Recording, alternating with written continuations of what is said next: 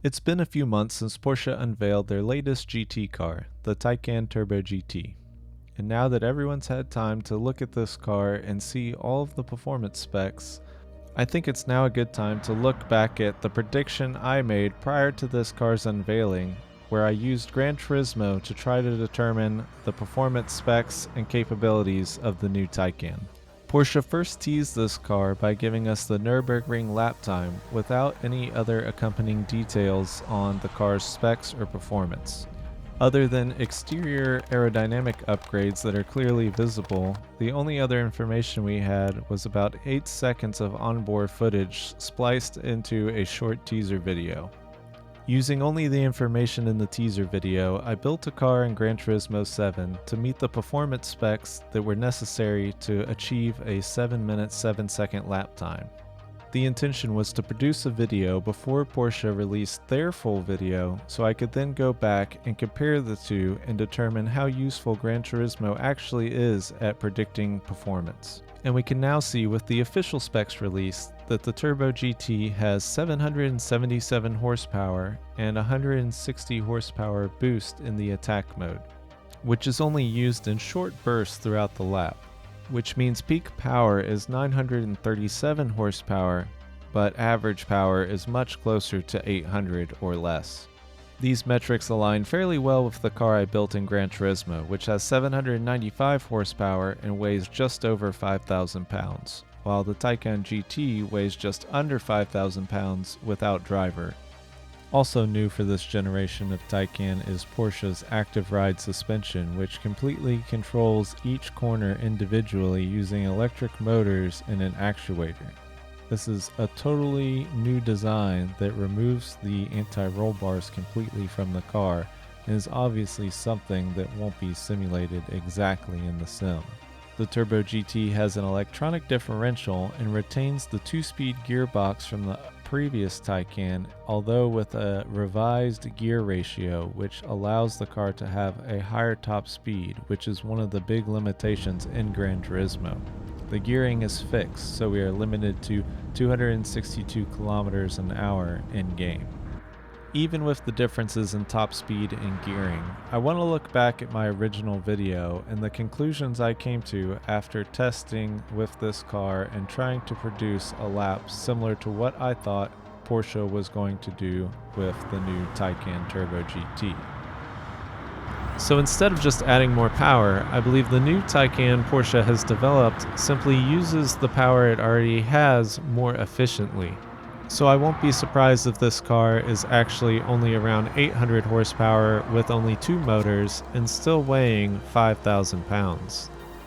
Remember, at the time of that video, people were claiming this would be a 3-motor, 1,000+ horsepower car, so I was definitely going against the common thought at the time. But did Gran Turismo do the job? Well, it's time to look at the lap. And one major thing we can see is that it wasn't perfect. The Turbo GT was clearly having energy deployment issues towards the end of the lap, much to the frustration of the driver who literally threw his hands up off the wheel when he was continually being denied the attack mode towards the end of the lap. So now let's compare the laps side by side. And remember, Porsche had not released their video when I originally created my lap and posted it on YouTube in January. So these laps were genuinely created independently of each other when I normally get to see the reference lap before I create the lap myself in Gran Turismo. So let's look at the laps.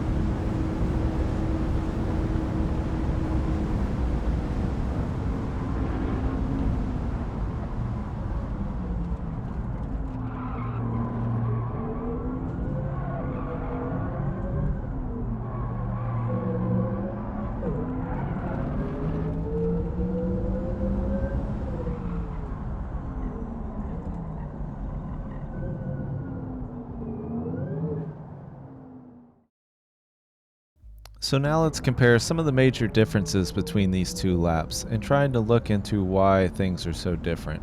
At this point, they're actually pretty well matched, but once we exit the carousel, this is where things start to differentiate. You see on the Turbo GT, he gets denied the attack mode, which means there's some type of thermal throttling happening at this stage in the lap. Normally you'd see an EV overheating its tires through this section of the lap, but the Porsche Active Ride and the Pirelli tires are working some magic here where the pace is extremely good. However, right at this moment he makes a big lift before Flutzgarden, which sets the car back from the lap I did in Gran Turismo. And from this point forward, we no longer see the attack mode function for the rest of the lap.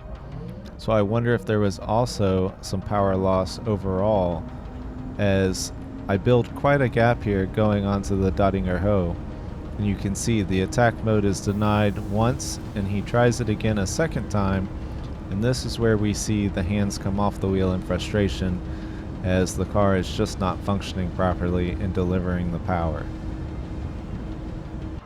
There's really no denying the huge leap forward Porsche has made with this next generation of Taycan. In looking at the video, we can see that there are still some thermal limitations that don't meet the perfect conditions of an EV you find in a simulator. I think if Porsche can still improve on their thermal efficiency, they can reduce this lap time even further.